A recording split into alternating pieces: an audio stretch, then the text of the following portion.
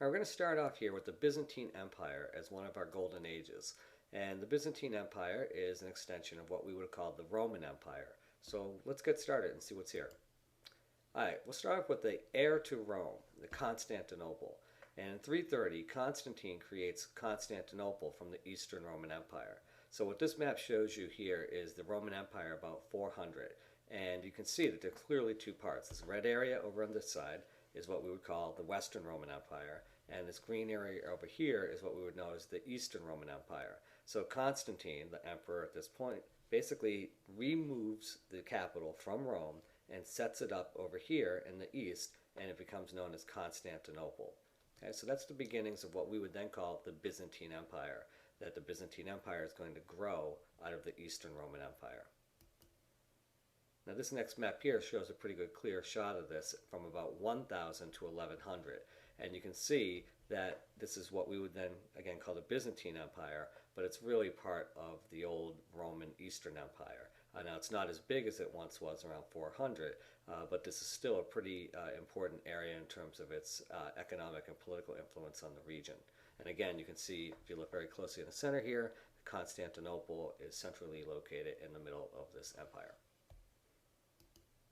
Okay, and this idea of being central is really important because Constantinople was central to trade between Europe and Asia.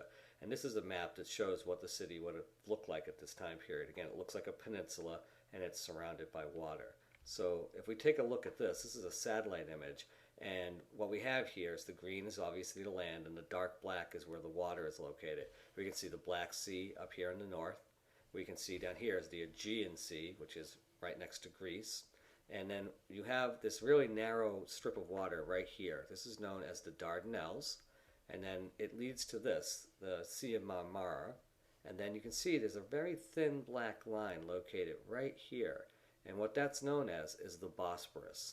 So this thin line of water, very, very narrow channel, is known as the Bosporus. And Constantinople is located right here where the cursor mouse is located. Right in that little peninsula is the location of Constantinople. So you can see that everything on the sort of western side of this piece of land is actually what we would call Europe, and everything on this eastern part heading this way is what we would call Asia.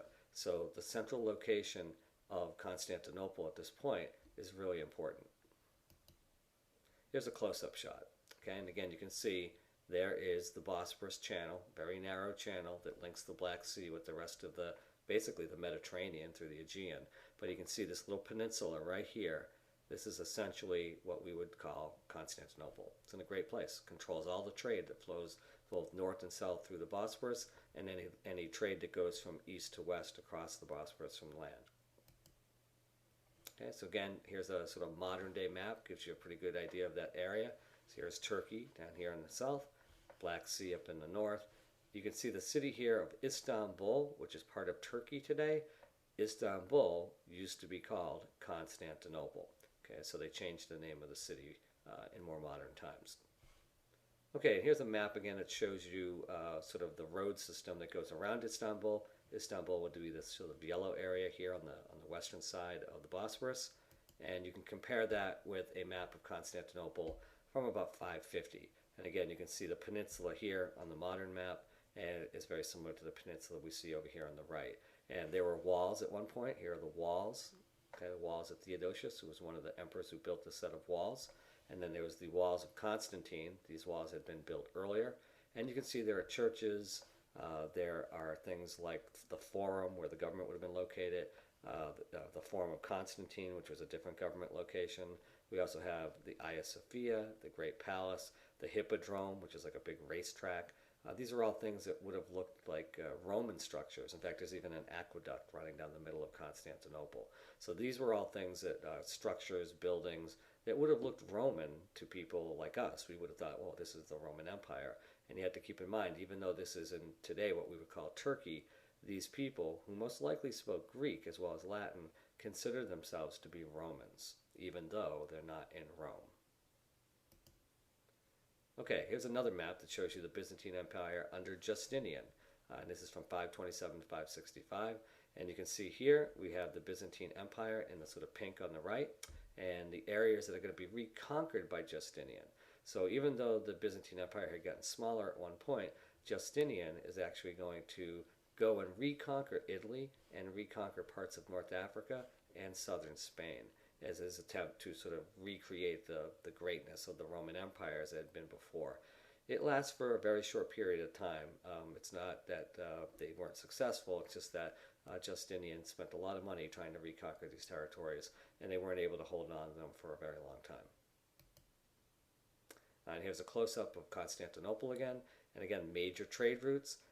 Just like in the past when we used to say that all roads lead to Rome, in this case, all trade passed through Constantinople. That contributed to making the Byzantine Empire a golden age because of its wealth and prosperity, all of which was the result of its location on the map here near the Bosporus between Asia and Europe. Okay, so let's finish this up. The heir to Rome again. Basically, what we had is lots of emperors and empresses who lived in splendor. So again, these were very wealthy people, and they would have lived the lives of typical Roman emperors or empresses at that time. Also, the Byzantine Empire will last 1,000 years past the fall of Rome. So when the western part of the empire, located in Italy at the capital of Rome, the old part of the empire, that will collapse. The quote-unquote barbarian invasions will occur, and Rome will fall. But while Rome falls, Constantinople does not. So for another 1,000 years, the Eastern Empire will thrive.